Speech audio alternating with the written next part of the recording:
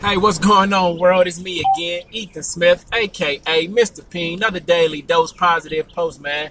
So how come you're not living the life you want to live? Because you don't believe you can live that life. You got doubts, you got fears, you have disbelief. You don't want to really live the life that you talk about. You don't really want to have a nice house. You don't really want to have nice cars. You don't really want to be debt free.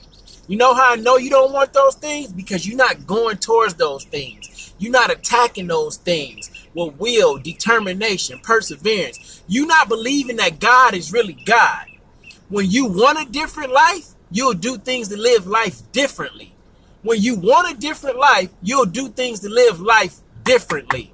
You can't become a champion without putting in the work. You can't become a success without putting in the work. Oprah Winfrey didn't just become Oprah Winfrey because God blessed her with all his talent.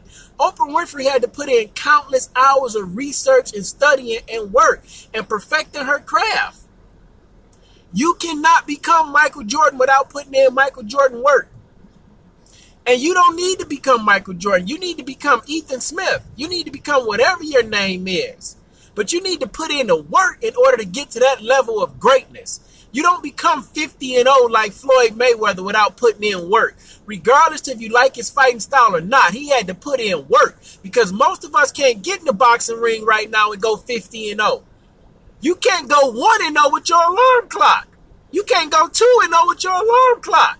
So how you expect to go 50-0? How you expect to be successful when you can't go 1-0 with your alarm clock? You can't go 1-0 with your 30-day set of goals. You losing on a small level. How you think you're going to make it on a large level if you're afraid to attack the small things? You want to be debt free? See what your credit score is. It was a point in time, man, in 2015 when my credit score was like a 514 or something ridiculous like that. Within 9 months, I took my credit score from a 514 to a 720. But guess what? I went back to Michigan. I went back to a funky mindset and my credit score plummeted again. But what I realized when it plummeted again, in 2015, when God was preparing me and prepping me, he showed me how to handle my credit score, how to build my credit score, how to stay on top of my credit score. And it wasn't even about the score. It was about consistently paying my bills on time and in a fashion that would reflect my score in the way that society said that I was responsible or I was dependable. But it's not about the credit score. It's about attacking the credit or the small things that scare you from living that life you want to live. You want to know why you don't live the life you want to live? Because you don't really want to live that life. You want to live a life exactly what you're doing. You want to wake up for the turn up. You want to say, thank God it's Friday. You want to go to work and complain about your boss. That's the life you want. That's why you live in that. That's the life that you want. That's why you live in that. It was a point in time when I was in church, I didn't believe in paying tithes. I felt like I was giving my money to the pastor and not actually to God. I didn't believe in that. So when I lost my job in 2016, when I was managing a medical marijuana dispensary, when I lost that job and I started attending church again, I started paying tithes when I didn't have a job. God started to bless because I was faithful. And I was believing in faith that he would take care of me, not I needed to take care of myself. Now, oh yeah, don't get me wrong. I was doing the work. I was getting up. I was going out. I was doing lift. I was praying. I was fasting. I was doing the work. But I didn't believe that it was just strictly on me. Yes, it's on me, but I had to go through God first. So then I started paying tithes and I started seeing the results of me giving my first 10% back, not to the pastor, but I was sowing seed. I was investing in my life and what I believed in. So it's not about you paying tithes to the pastor. It's about you sowing seed and investing in your own life. That's what I had to tell myself. That's what works for me.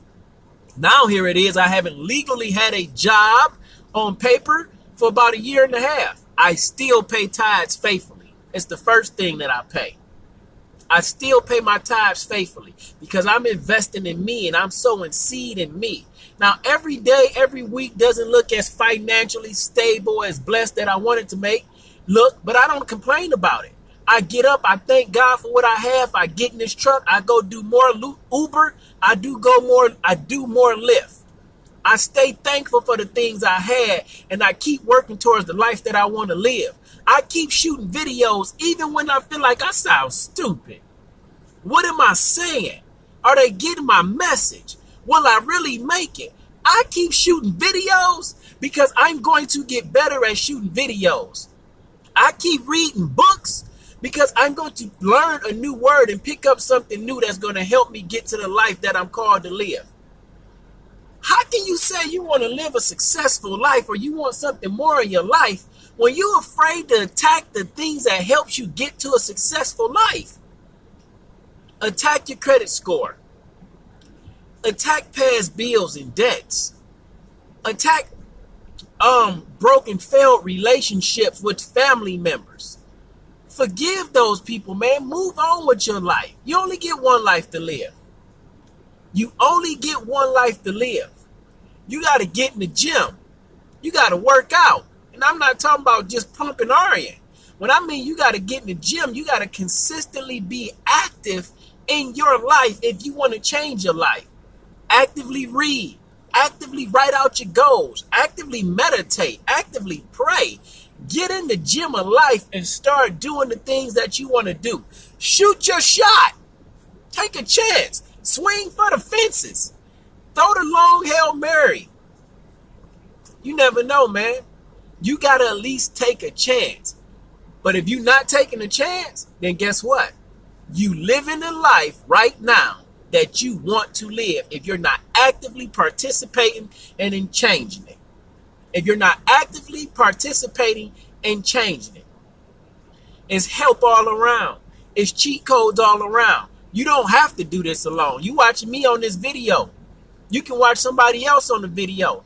You can research your dreams and the things that you want and be inspired or get educated on the things that you want to do in life.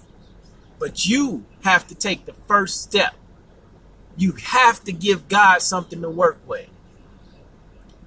You have to give God something to work with. You got to take a step. He's already given you the power of a thought. He's not going to just give you the car.